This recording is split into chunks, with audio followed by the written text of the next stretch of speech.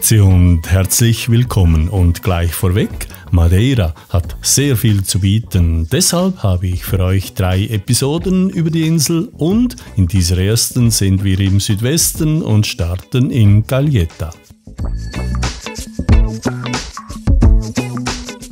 Übrigens, Madeira ist im eigentlichen Sinne gar keine Insel, sondern der aus dem Atlantik ragende Gipfel eines der höchsten Vulkane der Welt.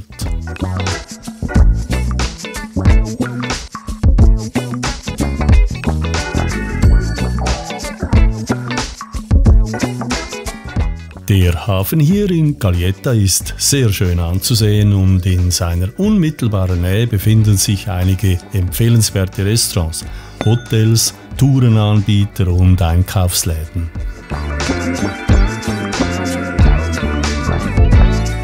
Calheta gilt als der Sonnenbalkon der Insel und ist demzufolge als Badeort mit feinem Sandstrand bei Touristen äußerst beliebt.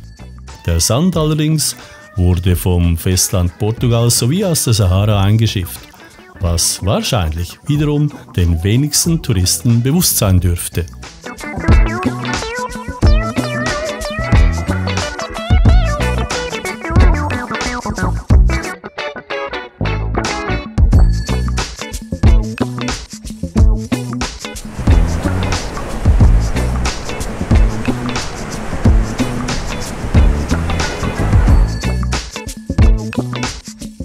Auf einer senkrecht zum Meer abfallenden Klippe, sehr schön gelegen, das Kunstmuseum.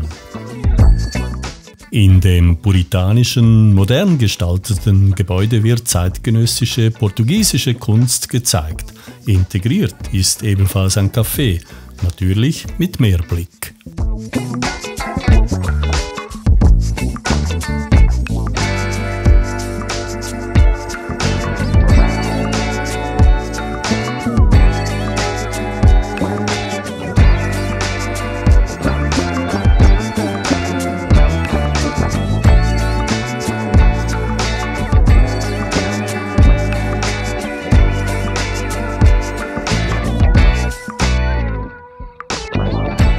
Und wer etwas außerhalb Calhetas und mit einer tollen Aussicht dinieren möchte, dem kann ich das Calheta Green empfehlen, welches mit dem Auto in ca. 10 Minuten oberhalb Calheta erreichbar ist.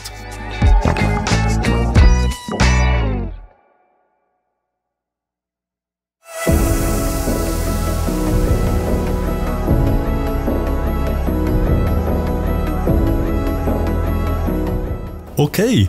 Heute geht's zur Lagune der 25 Brunnen, was allerdings zuerst eine kurze Autofahrt bedeutet.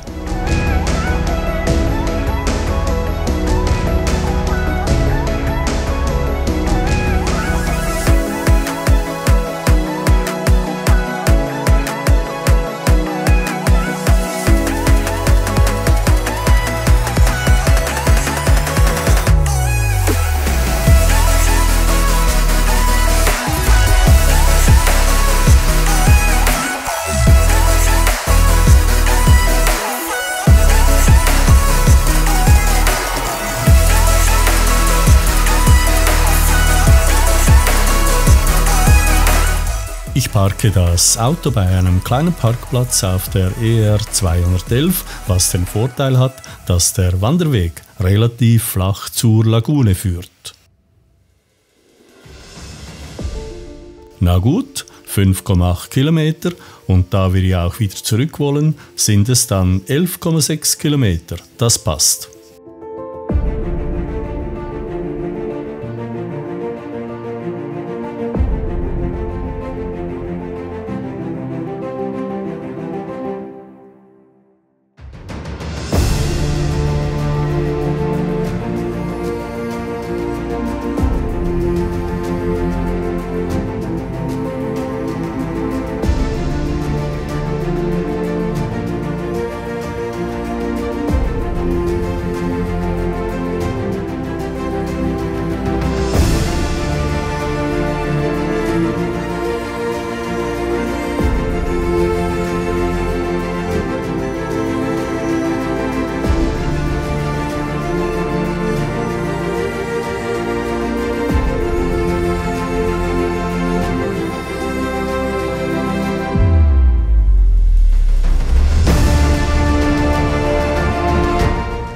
Aktuell ist es leicht bewölkt hier oben, anders als unten in Callietta, wo uns ein wolkenloser Himmel verwöhnte. Zum Wandern allerdings ganz okay.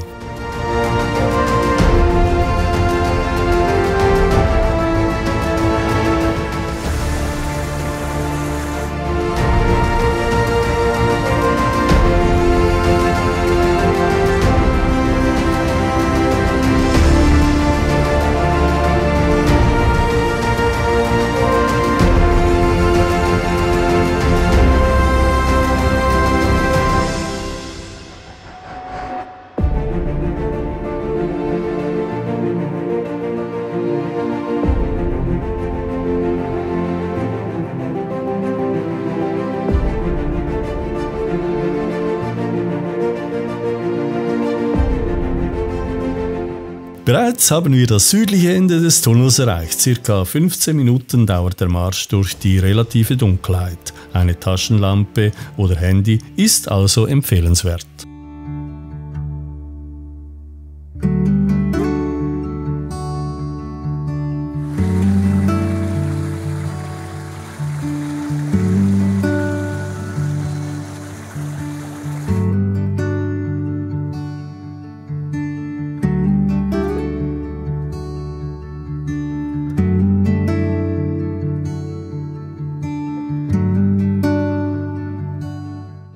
Es ist herrlich hier, entlang der Levadas zu laufen. Die Levadas übrigens sind Wasserkanäle mit einem sanften Gefälle, welche ursprünglich zum Wassertransport aus dem Norden der Insel, welcher ein feuchteres Klima mit mehr Niederschlag aufweist, in den Süden der Insel, welcher ein trockeneres Klima sowie mehr Plantagen und Einwohner aufweist, genutzt wurden.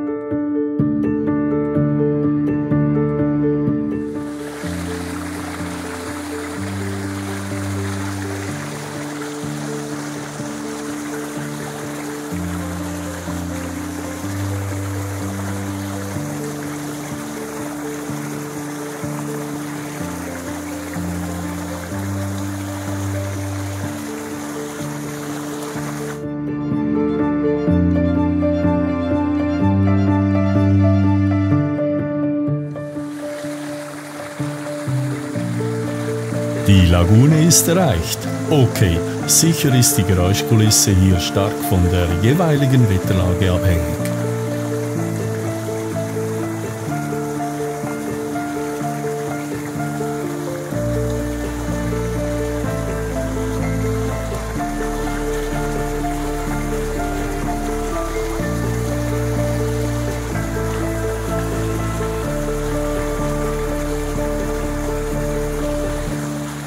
Und ich kann euch bestätigen, es sind 25 Wasserfälle.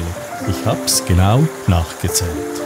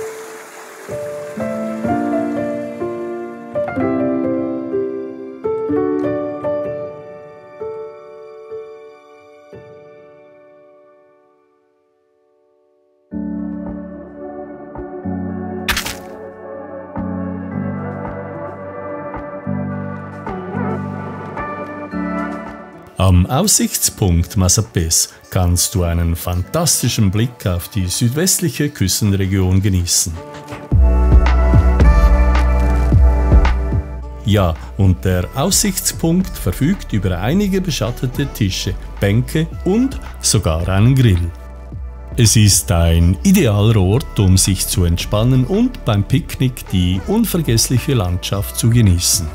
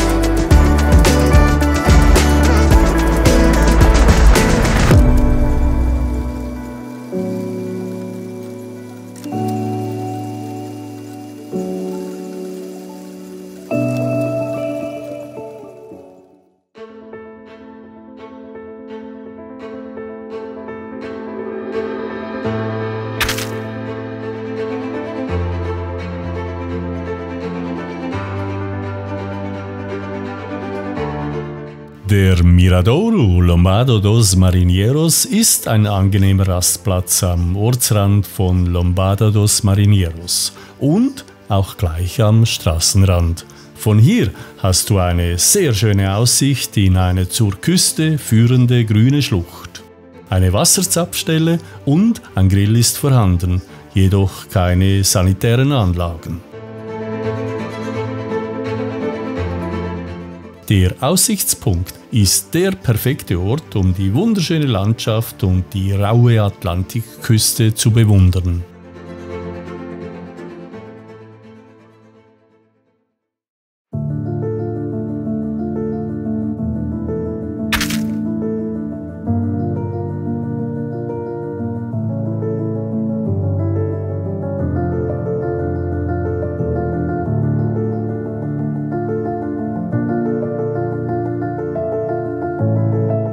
Vom Miradouro do Fio aus nutzen wir die Möglichkeit, mit einem kurzen Spaziergang den Aussichtspunkt respektive Leuchtturm Ponta do Pargo zu erreichen.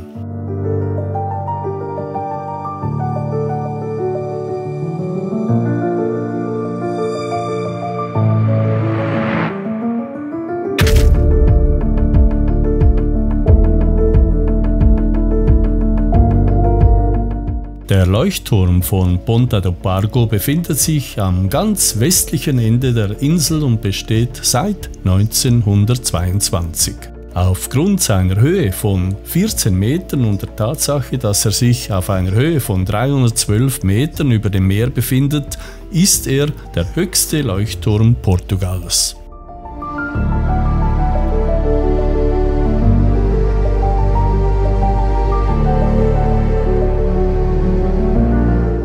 Die Bedeutung dieses Leuchtturms ist beträchtlich, da diese Küste eine Gefahr für die Schifffahrt darstellt.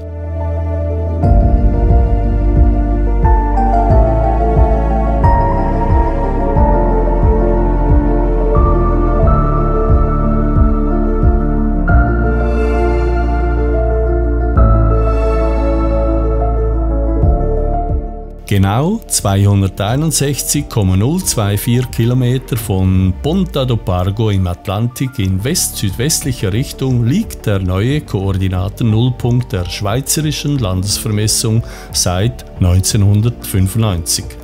Weil er an dieser Position im Atlantik nicht mit vernünftigem Aufwand materialisiert werden konnte, wurde im April 2018 hier diese Tafel angebracht.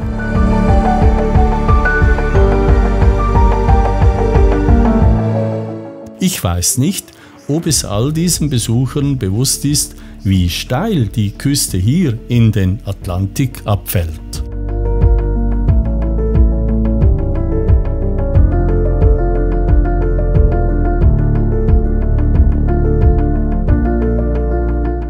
Doch die Landschaft hier und die traumhafte Aussicht auf den Atlantik sind schlicht fantastisch.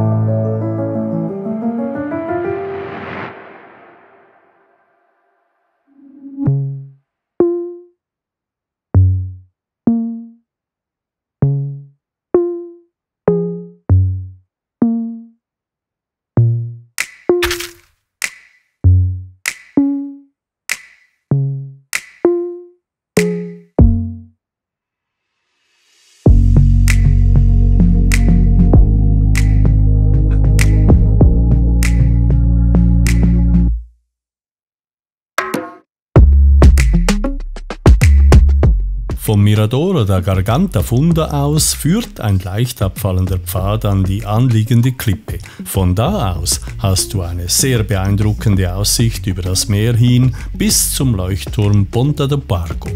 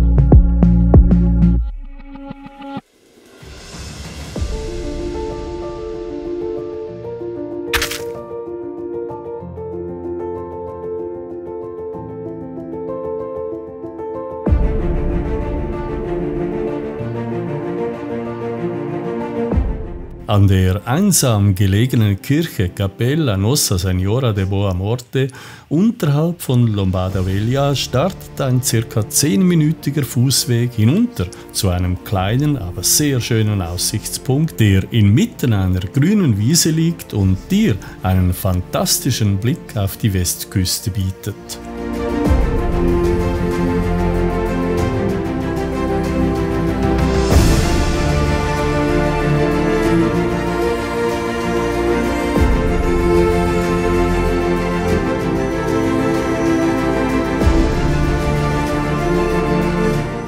Dies ist ein kurzer, nicht beschwerlicher Spaziergang, der dich mit einer fantastischen Aussicht belohnt.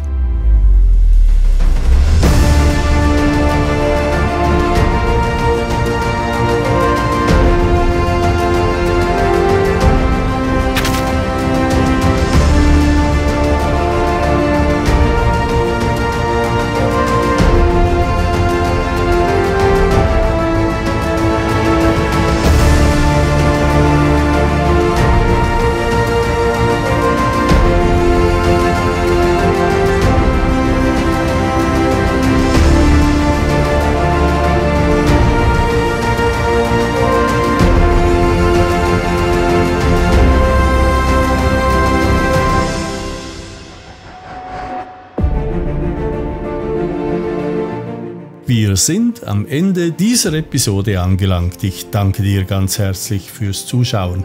Dein Kommentar freut mich genauso wie dein Like und ebenso dein Abo. Und ja, drücke einfach die Glocke, dann verpasst du künftig keinen meiner Filme. Doch es folgt natürlich die Vorschau auf den zweiten Teil von Madeira, hier und jetzt. Wir sehen uns die Seilbahn bei Achadas da Cruz näher an, die die Touristen die Steilwand hinunter zur Küste und auch wieder hinaufbringt. Und wir wandern auf dem PR13 Vereda do Fanal und genießen die herrlich hügelige Landschaft Madeiras. Erkunden den Ort Porto Moniz, der berühmt ist für seine Naturbäder und seine raue und sehenswerte Küste. Traumhaft! Wir lassen uns immer wieder von den rauen Küsten beeindrucken. Wandern zwischen den alten Lorbeerbäumen im Fanal, der Wald mit dem Spitznamen Feenwald. Ja, und auch die Nordseite der Insel bietet Abwechslung an der Küste mit Wasserfällen, malerischen Dörfern und vielem mehr. Wir sehen uns bald wieder und bleib munter!